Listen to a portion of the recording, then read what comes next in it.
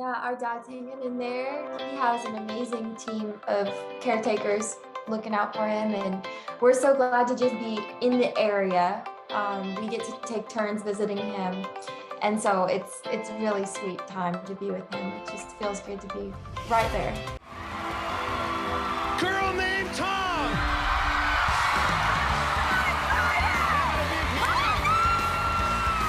For Wendy Moten and our 5 finalists tonight.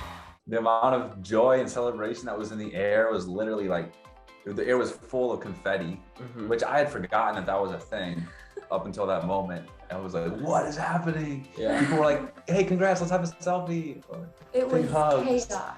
It was wild. Man.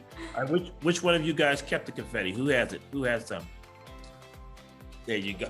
One of each color. But I wanted to do snow angels in it, or confetti angels on the ground, but we would say we're so honored and grateful to be the first, and we believe in what we do, so it might as well be us to be all these firsts. But while we were doing it, we didn't expect this at all. Like, we treated every performance like it was our last, and we fully expected to, be sent home eventually. Like, it's amazing that we are the first to win this show as a group. And it's really affirming in what we do, and makes us believe even more that we have something really special. Yeah, it's definitely something we're super grateful for. And we're just grateful to have been on this show at all, and then to have won is just amazing. And then, so I guess it's just a lot about doing the next right thing, and going forward. No matter what accolades we get, we always want to be in the moment, working as hard as we can to bring the next thing that we feel like people need in the world. We need to give, and what we feel like our responsibility to give. So right now we're launching into 2022 with big hopes and big dreams of like releasing our first studio album.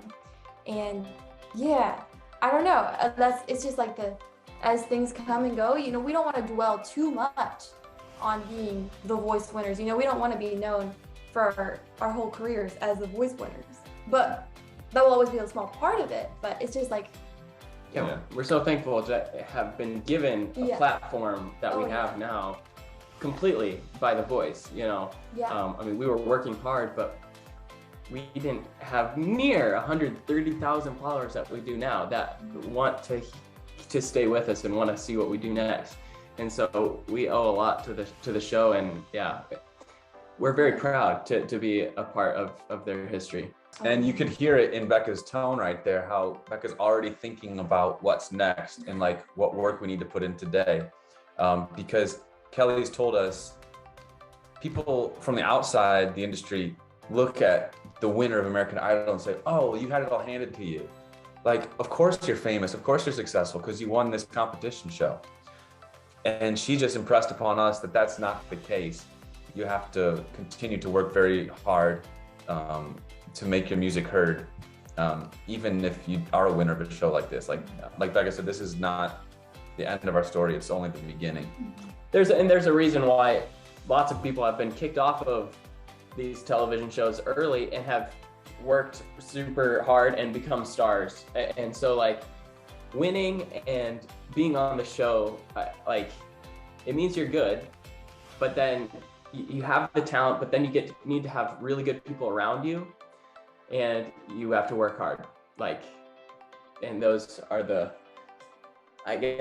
ingredients to make a successful career in this industry. And Kelly Clarkson kept pounding that into us over and over. Yeah. Kids ask if Frosty, who hangs on the tree, is the only real snowman that they'll ever see. We'll tell stories of skating and hot chocolate making and sprinkle white fluff on our tree. 'Cause it don't snow anymore for Christmas. We felt really excited and privileged to release our Christmas single last week.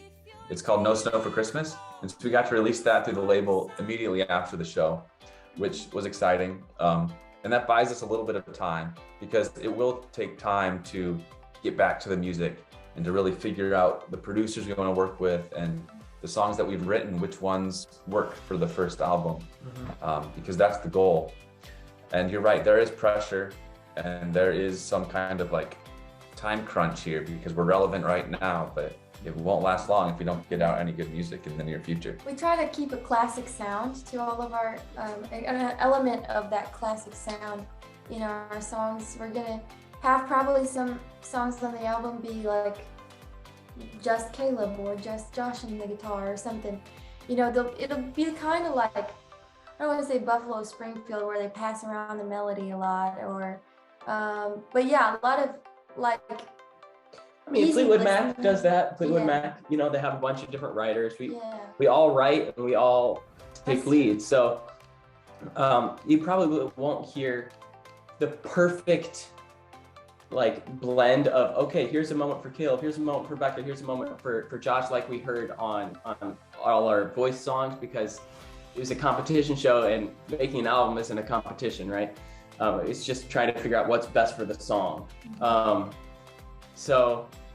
But yeah, you'll definitely still hear all of us take moments when we lead, and then our harmony will be at the core of what our music brings. And we're not really sure what genre we fit into yet, but probably somewhere like pop, country, warm, folky, acoustic, Rock. rock. Yeah. To narrow it down.